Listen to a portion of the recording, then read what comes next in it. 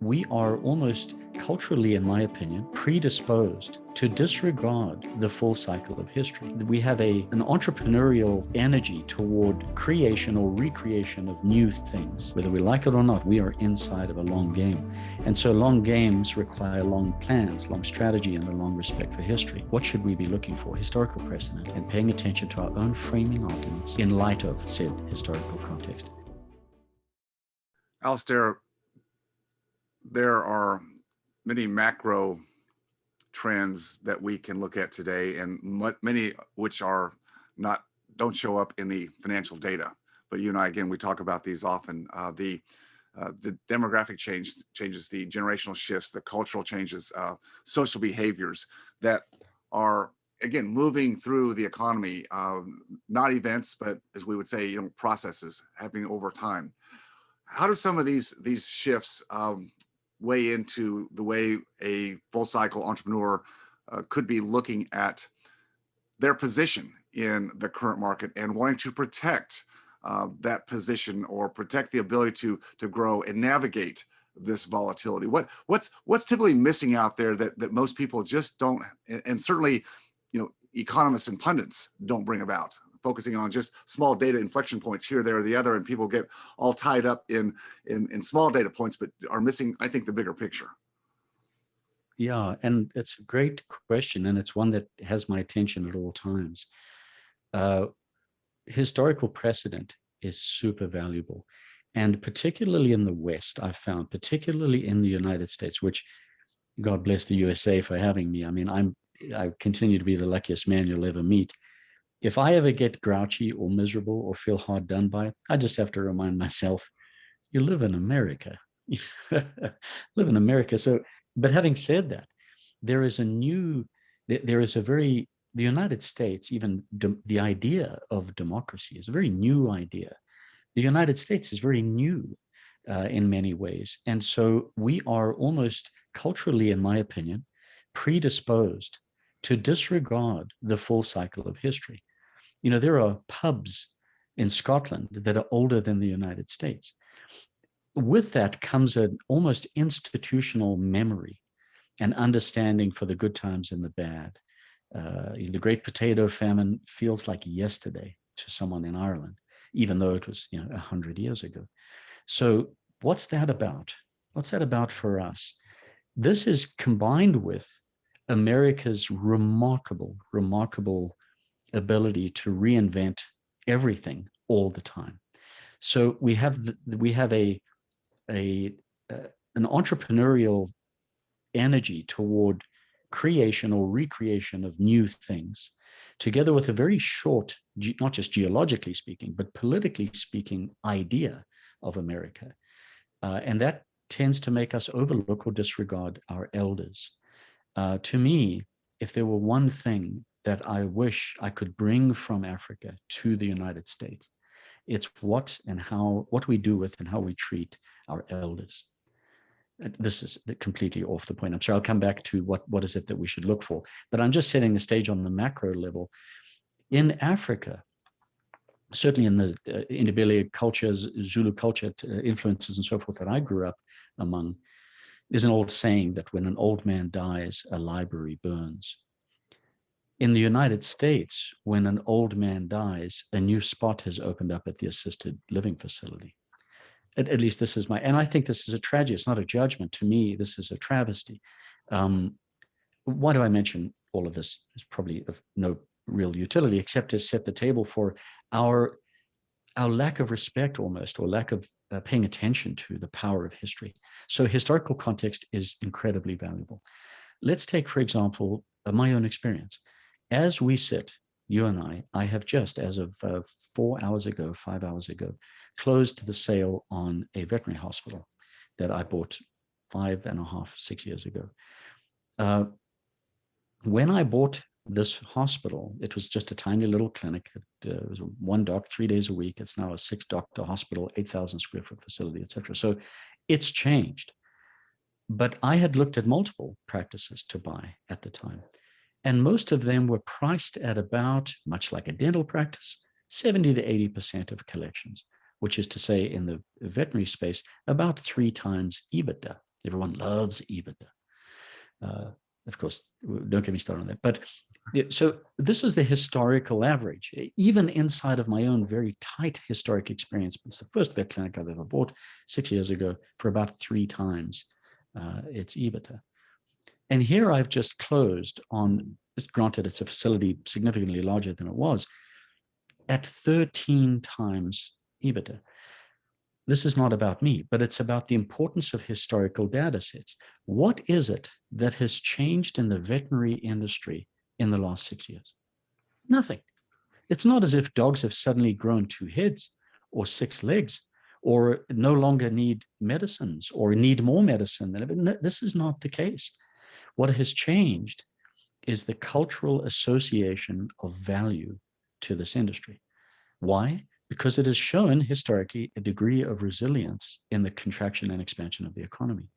The same thing in dentistry, where people feel like, well, we all need to go to the dentist. Yep, that's true.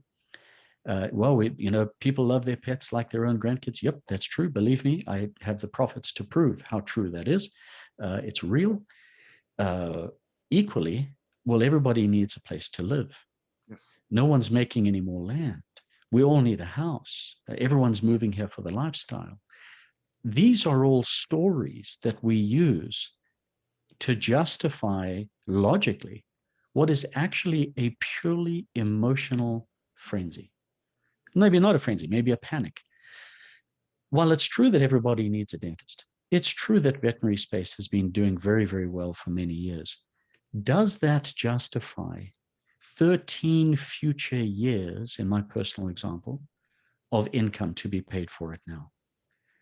This is an extremely important thing. I know docs, I've worked with dentists that basically were given a book of business 25, 30 years ago. How much has dentistry changed? Certainly technology-wise, it's changed. It's officially become a business, not just a service. There's now marketing in it. The clients had said, when I started, you didn't market, that was shameful. So a lot has changed, but the numbers haven't. The numbers are the numbers. So what the danger here is the same with housing. These things are true. Yes, someone needs a place to live. But historically speaking, does this justify these current valuations? Is there historical precedent to support this? Sorry for the ramble there, David. It's a great backdrop to look through that lens. So we have this massive distortion of the markets.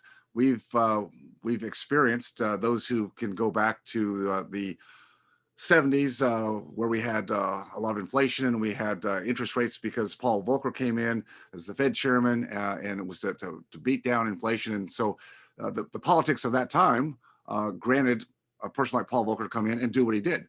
He took interest rates up, and that basically took inflation down. And we've seen this reversion of high interest rates to really bottoming out probably in this last year. Would you not say this 40-year cycle, this big cycle?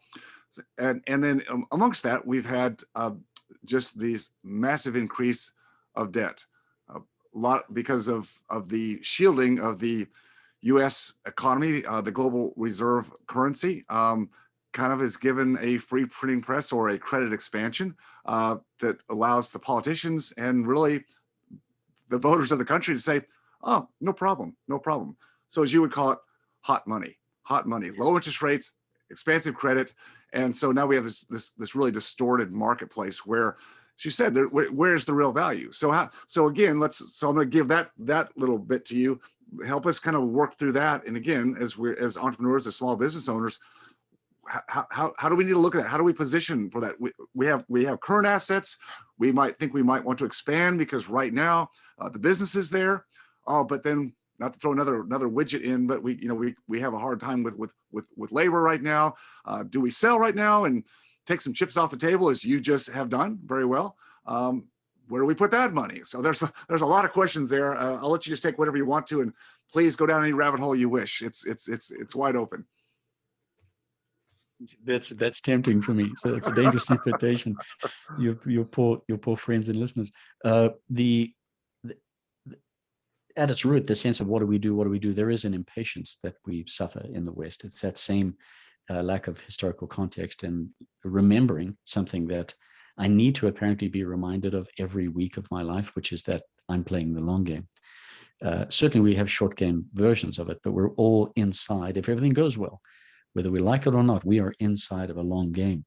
And so long games require long plans, long strategy, and a long respect for history.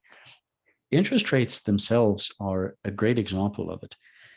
What's fascinating to me is when I notice these, what psychologists call framing arguments, just as I shared just now. Well, everybody needs a dentist. Yes. Does that justify 17 times future earnings, current earnings? No, that's a framing, and psychologists will tell you this. You come up with an emotionally limbic system based impulse, but we feel kind of stupid saying, I don't know, everyone's doing it and I want to get in on it.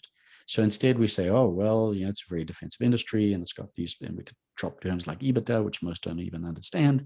They certainly don't understand the origin of EBITDA and what it was really about. These are framing cases that we make. And fascinatingly enough, and you and I are going to get to talk at length at the event next week, which I'm really looking forward to, about specifically interest rates.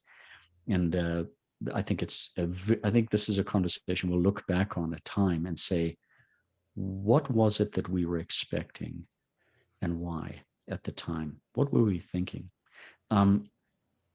So interest rates are another beautiful example of a full cycle. These cycles happen at all degrees of scale.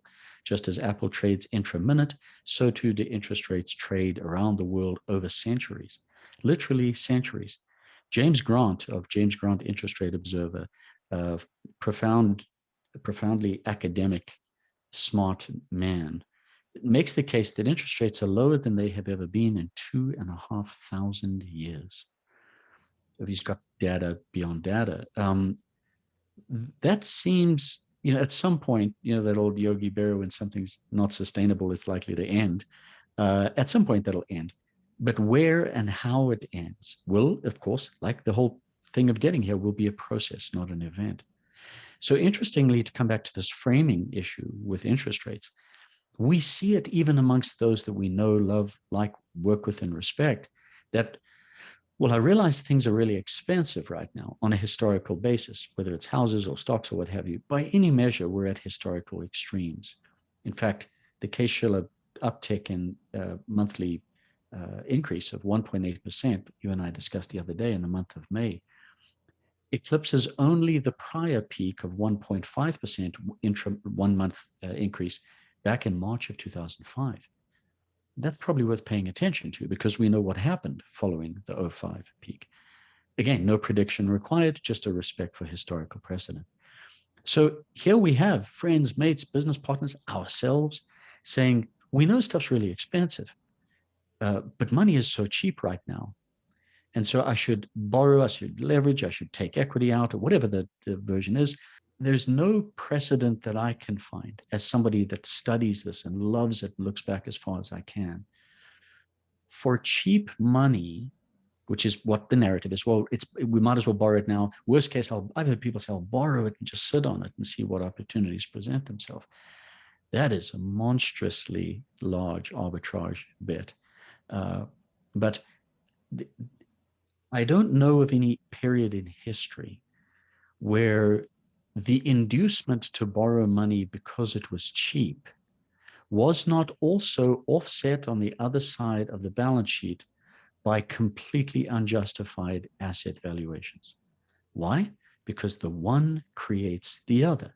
There is a P to the P and L. There is an L to the P and L. There is balance to the balance sheet.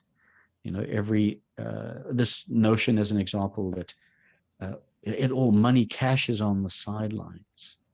What a preposterously incompetent philosophy, or even thought, that is. It's not on the sidelines of anything. You have stock, I have cash. I will give you the cash, you give me the stock. The cash is still on the sidelines, it's just in different hands. So these types of things are, again, all just examples of framing to justify what is really our own instinct to want to keep up with everyone else, the herd. And that is something you and I are going to really dig into next week. I'm looking forward to this, the herding instinct. And I'm approaching a point in my own personal philosophy, having been through the absolute vicissitudes and whipsaws of social mood and its manifestations, that I have this burgeoning bone deep sense that flowing back intellectual, philosophical, political, individual sovereignty could be the most important work that we do right now. Because the conviction to join the herd, Dogecoin is meant to be a joke. It was a joke, and yet it has a valuation of it's nothing, and it's worth billions. That herding instinct is in us all. We all feel it. That's what fashion is. That's why certain things are trending. The only thing with trending is that we finally have got algorithms to put behind what is really just a herding instinct. So to come all the way back, what should we be looking for? Historical precedent and paying attention to our own framing arguments in light of said historical context and the herding instinct. Where is it getting us and how? If you enjoyed watching or learning from this video, please leave a like and subscribe to my channel for more content. If you have a question about any of my content or this specific video, just please leave a comment down below. And as always, stay focused on your freedom. I'll see you next time.